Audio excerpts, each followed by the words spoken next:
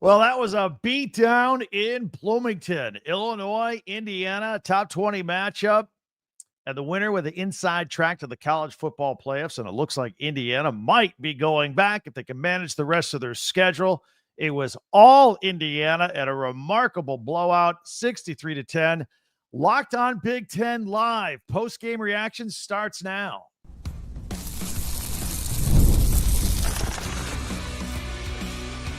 You are Locked On Big Ten, your daily podcast on the Big Ten Conference. Part of the Locked On Podcast Network, your team every day. Welcome to Locked On Big Ten Live. I'm Craig Sheeman, 40 years as a sports talk show host and play-by-play announcer, and I want to thank you for making us your first listen each and every day. We are free and available wherever you get your podcasts and on YouTube, part of the Locked On Podcast Network. Your team every day. Hey, if you're new, join us right now. Hit that subscribe button so you never miss an episode. We're here every single day. And if you could share, follow, and like, that helps us too. And did you know you can hype your YouTube videos these days? This episode is brought to you by Mazda.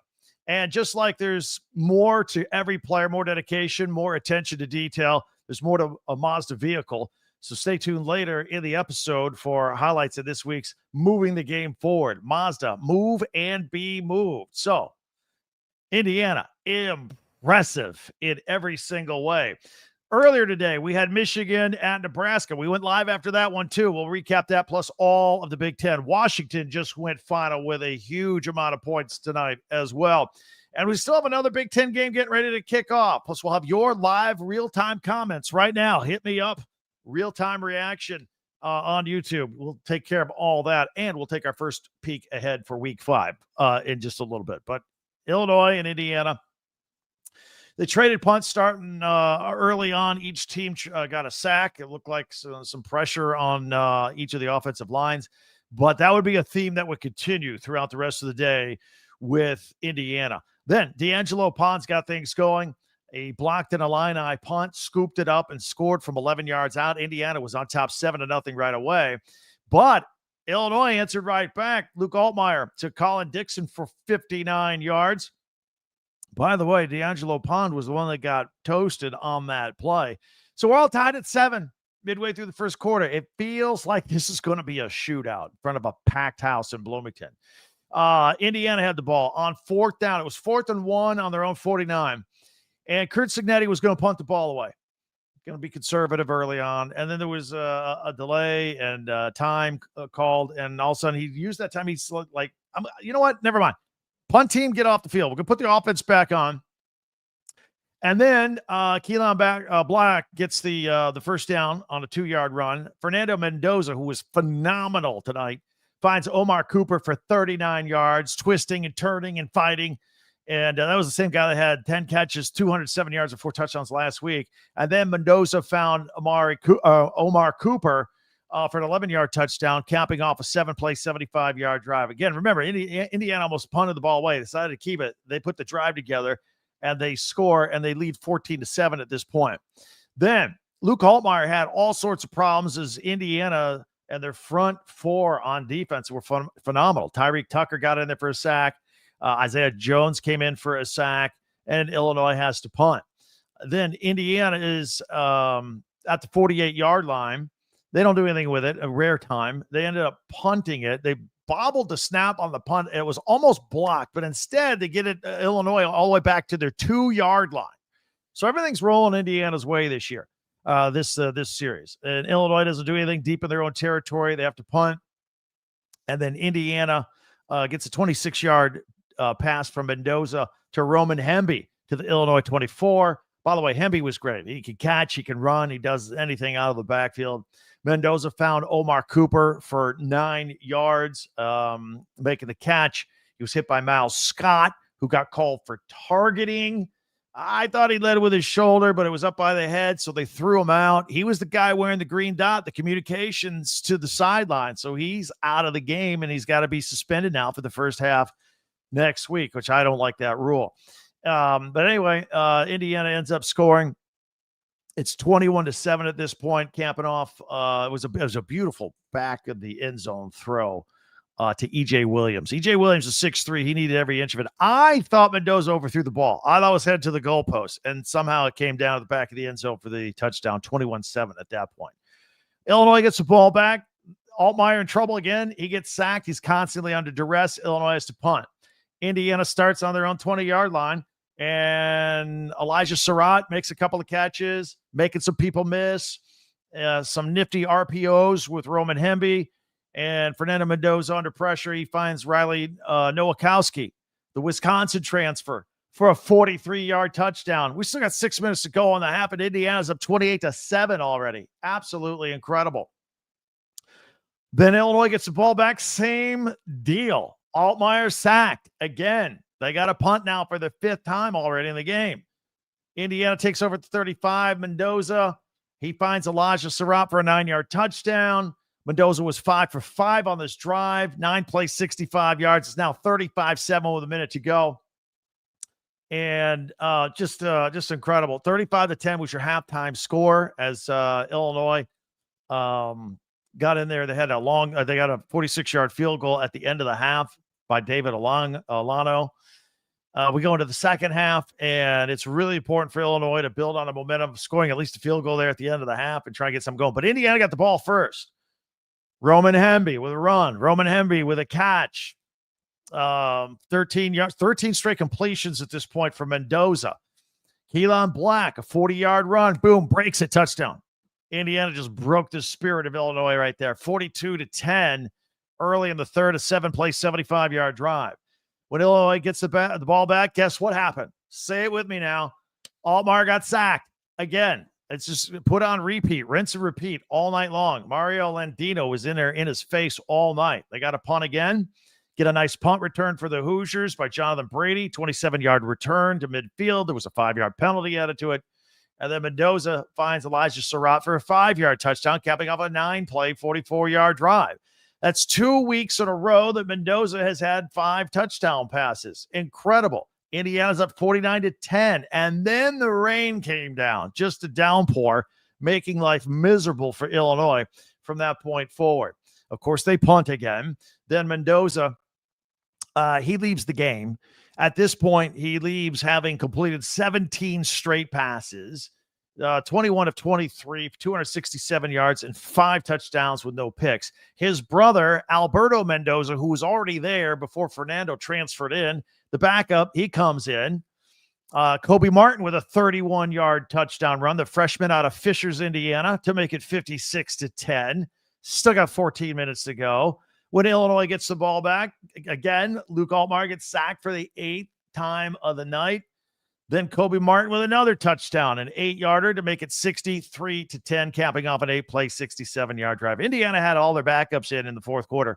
So, and then Amari Farrell got an interception late in the ballgame. On the day, the Hoosiers, in addition to the 5 touchdown passes by Fernando Mendoza, they also rushed for over 300 yards. Illinois rushed for 2 yards. Indiana over 300, Illinois 2. That's the kind of night it was.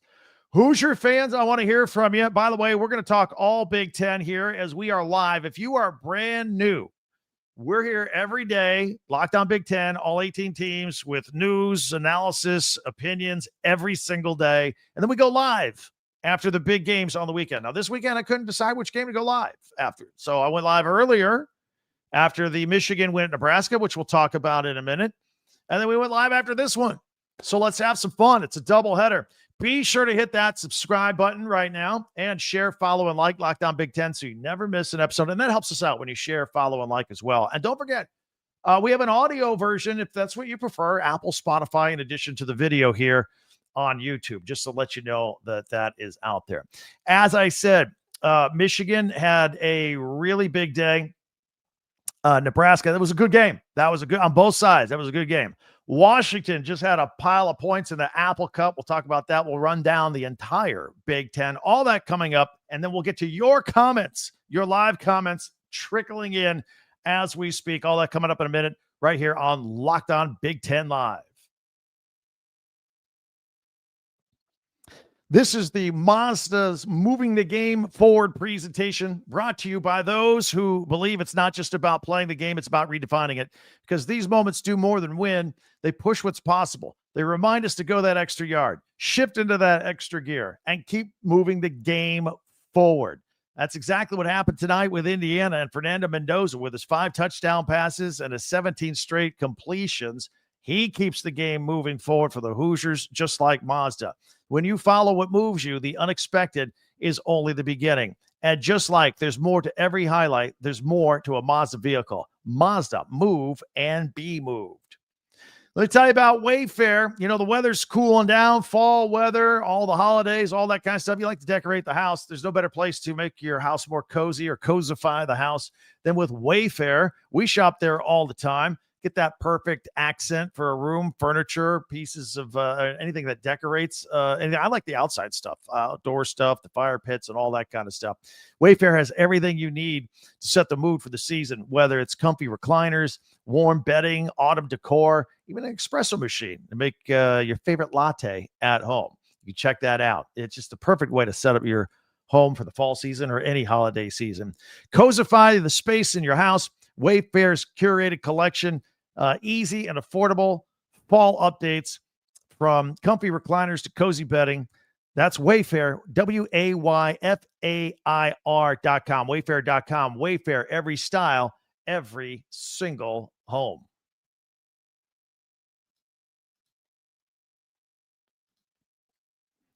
Thanks for checking us out here on Locked On Big Ten. We are live. I'm going to get to your comments in just a second. We'll recap the other games that happened in the Big Ten. Of course, we're coming to you live right after the Indiana beatdown over Illinois, 63-10. You know, Illinois is ranked 9th in the country.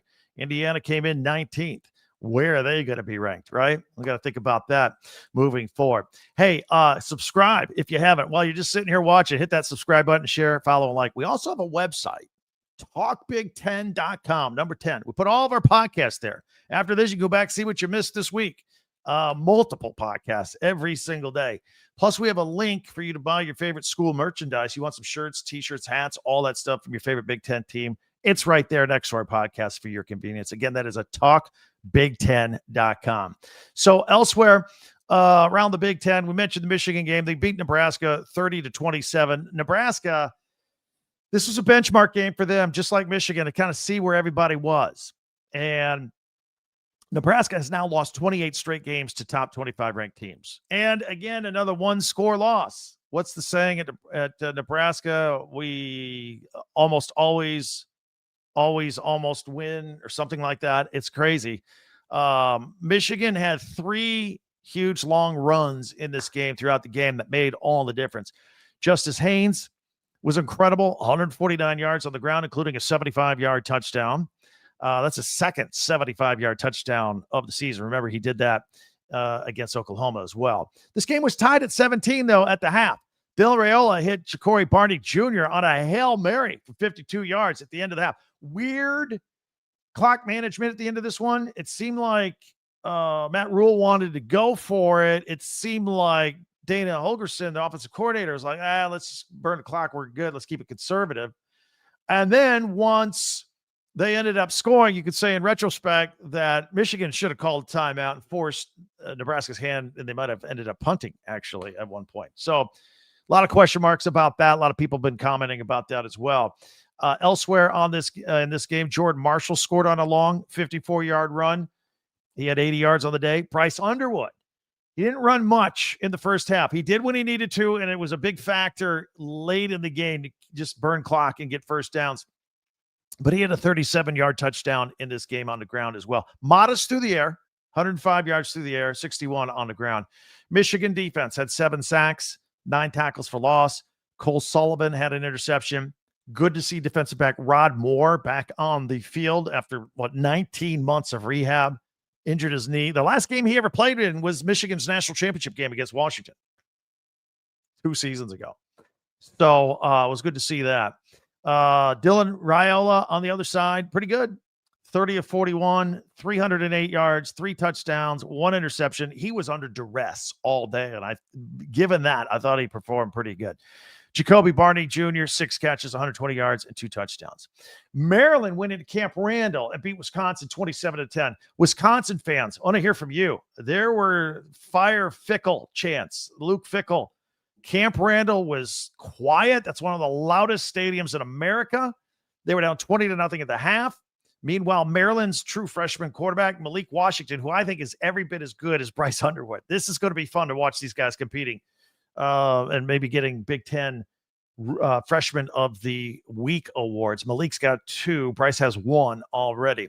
He's off to a hot start. Had 2 more touchdown passes to Shalik Knotts, a 62-yarder. He ran for a touchdown. Maryland matched its win total from last year with the 4-0 start. They've outscored those 4 opponents 130-36.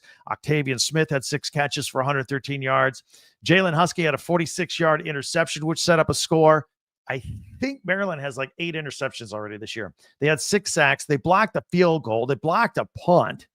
Billy Edwards Jr., the former Terp, transferred to Wisconsin, who was hurt in week 1, tried to give it a go, only lasted a series before Danny O'Neill came back in and finished out the game. They got quarterback problems. They got all kinds of problems at Wisconsin right now.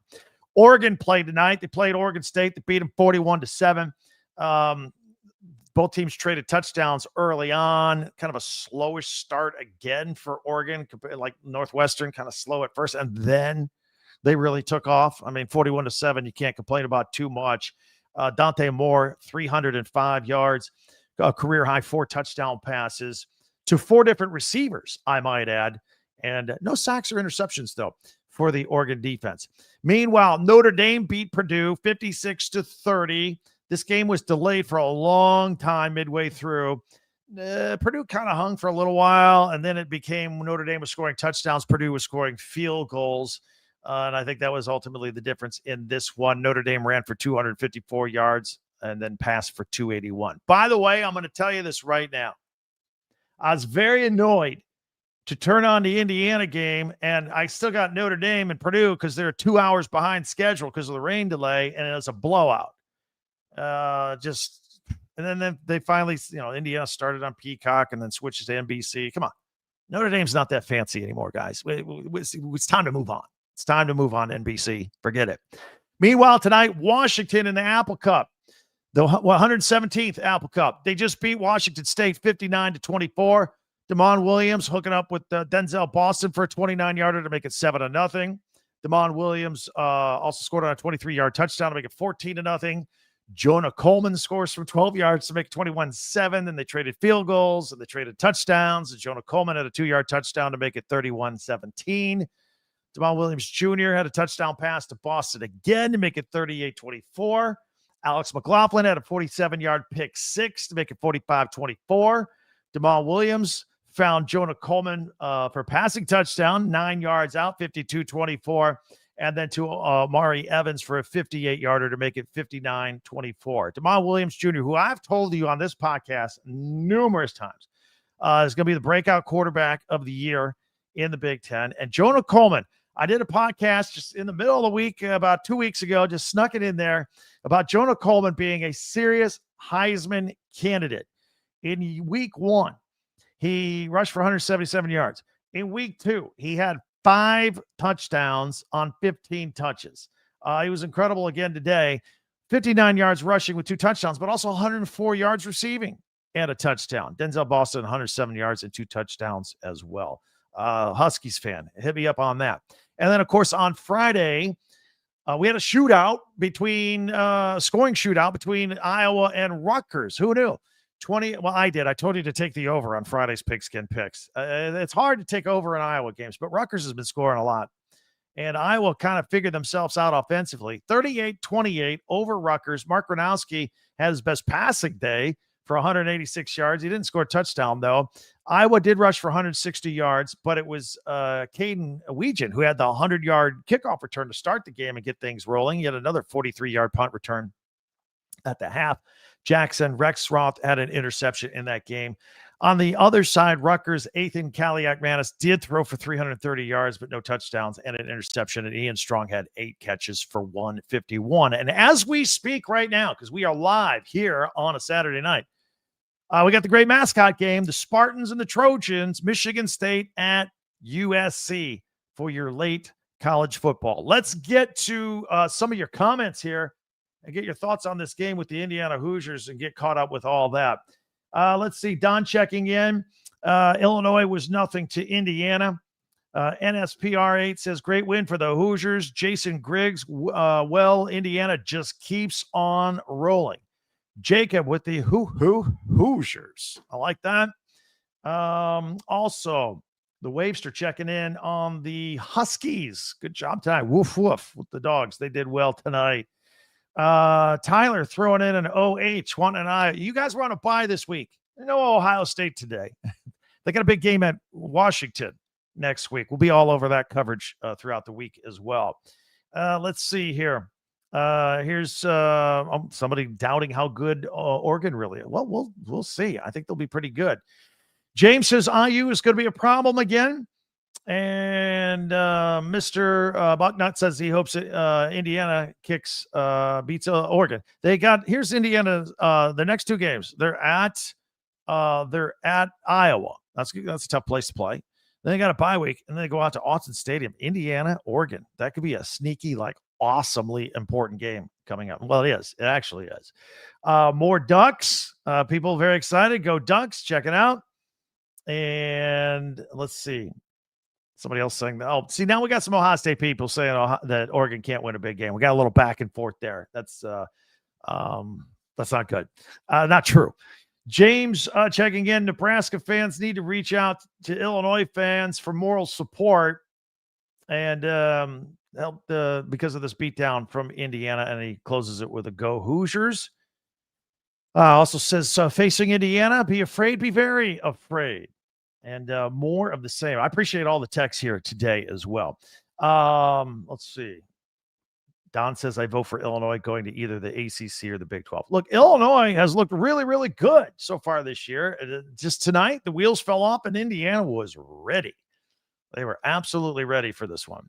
All right. Here's what I want to do. Of course, we still have the game tonight with Michigan State at USC. Aiden Childs. By the way, Aiden Childs may have a little chip on the shoulder because he is from Long Beach and USC did not recruit him. And then he went and had his first year at Oregon State with Jonathan Smith. And then Jonathan Smith got the Michigan State job. And that's when USC started calling Aiden Childs. Hey, you look pretty good. He's like, now I'm going to Michigan State. So I think he's got a little grudge. He wants to do well. He's going to have a bunch of friends and family there. We'll see how he does. That USC offense is flying high right now. It's one of the best in the country. So we'll take a look moving forward now to week 5. Some interesting matchups. Got the whiteout next week as well. So a lot we want to cover, and we'll do all that right here on another live edition of Locked On Big Ten. You know, a lot of businesses use Square. I want to tell you about Square because this episode is brought to you by Square, your favorite neighborhood spots run on Square. There are certain businesses that truly make the neighborhood feel like home, whether it's the local sports bar packed on game days or the coffee shop that knows your order by heart as soon as you walk in the door, they know your name, or that corner deli, same thing, they know your order. These are the places that bring people together. And when neighborhood businesses thrive, the whole neighborhood thrives. And these local spots, they use Square to run their business. And it's what helps make everything feel like home. Square is a proud partner of more than 4 million neighborhood businesses around the world. Go to square.com/go/lockedoncollege. That's square.com/go/lockedoncollege to learn more. But before you do, go to support your favorite neighborhood spot. You'll be happy you did. Square. See you in the neighborhood. It's time for our streaks again with DoorDash. That's right. We are powered by DoorDash. Here it is the weekend. And you can win every Saturday with DoorDash Streaks, saving more every time you order. These players delivered when it mattered most. Let's break it down. Let's talk about Fernando Mendoza. 5 touchdown passes, no interceptions, 10 touchdown passes the last 2 games, and completed his last 17 passes in a row for the Hoosiers against Illinois. That's delivering. That's delivering, just like DoorDash does. So just like Fernando Mendoza, DoorDash delivers your Saturdays. And with DoorDash Streaks, you save every Saturday that you order.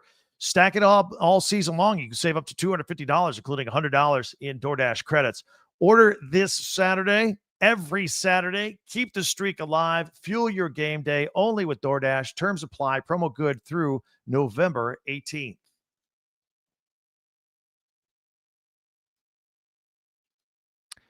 Thanks for checking us out here on Locked On Big Ten Live. What a day it has been all across the Big Ten.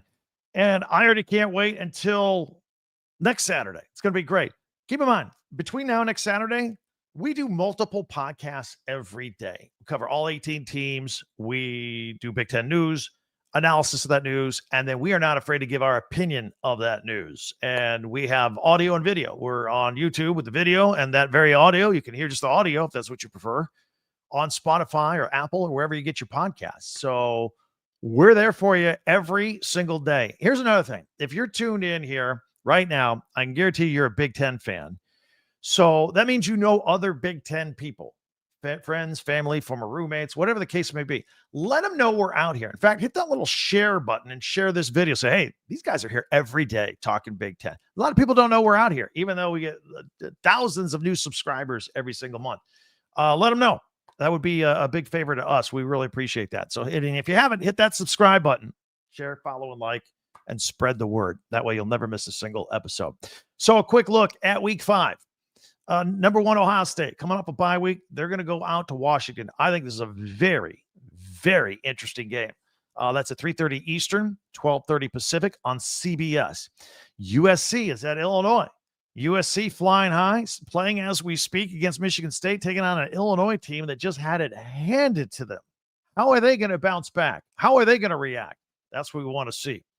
Indiana is going to go to Iowa. Iowa's tough, and Kinnick Stadium is tough. That game's on Peacock this weekend. UCLA coming off a break after they had a breakup with their coach. They got a new coach, and of course, they're taking on Northwestern at Northwestern. That'll be on the Big Ten Network. So, yeah, Deshaun Foster's gone. Now they got to go travel and take on Northwestern. Rutgers trying to bounce back from their loss to Iowa. They are at Minnesota. I think that's going to be a tough game for both sides. That's at noon on the Big Ten Network. And then there's the big one. Oregon at Penn State, 7:30 Eastern, 4:30 Pacific, NBC, Saturday night. It's the whiteout. I'm going to tell you right now, you don't have to guess. We're going to go live. Locked On Big Ten Live. Our next live one is going to be after that game, Saturday night, Oregon at Penn State. And then we'll recap everything going on throughout the Big Ten, but we'll break down that game and get your immediate reaction as well. So mark your calendars for that one. As soon as that's over, come here live on Locked On Big Ten. Like I said, we got all the latest news, analysis, and opinion of everything going on in the Big Ten. Many ways to reach out. Don't forget, we're on Twitter at Talk Big Ten. And also, that's the number 10. Also, our website, talkbig10.com, where we have our podcasts. We put them all, archive them all there. Plus, there are links for you to buy Big Ten merchandise. Christmas shopping is going to be right around the corner. You got to jump on that with some shirts, T-shirts, and hats. Talkbig10, number 10.com. Be sure to subscribe. And I want to tell you about our friends from Locked On with the college football kickoff show that they do every Thursday with Fire TV. Drake Toll from Locked On Big 12 leads that conversation, along with two-time AP Coach of the Year Gary Patterson and former college star Jesse Holley. And then all of our Locked On hosts get together and preview all the games. It's college football preview that only Locked On can do. Catch the college football kickoff every Thursday throughout the season, only on Fire TV. I want you to enjoy the rest of your weekend, and I can't wait till we get going on Monday. Got a bunch more podcasts get in the pipeline ready to go.